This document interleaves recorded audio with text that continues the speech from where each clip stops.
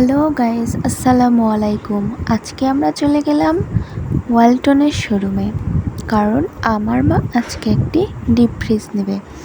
আল্লাহর রহমতে রিজিকের ব্যবস্থা আল্লাহ তাআলা আমাদের সুষ্ঠুভাবে করিয়েছেন এবং এই জন্য আমরা সর্বদাই আলহামদুলিল্লাহ। আমাদের রিজিকের ব্যবস্থা আল্লাহ তাআলাই অনেক সুন্দরভাবে করেন।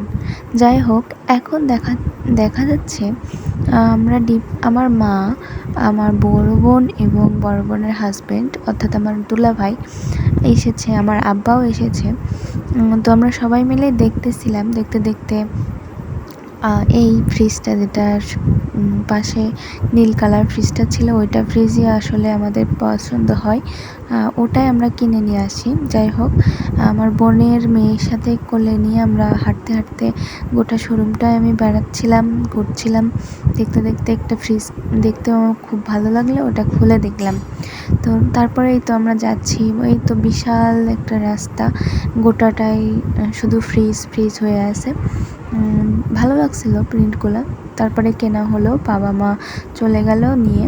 তো আমার দাঁতে একটু প্রবলেম হয়েছে, এই জন্য আমি থেকে গেছি, ডাক্তারের কাছে দেখাবো আর কি। এই জন্য আমার বাবা অবশ্য কিছুক্ষণ পরে আসছিল, ওখানে বাসায় রেখে তারপরে আমাকে দেখাইতে এসেছিল।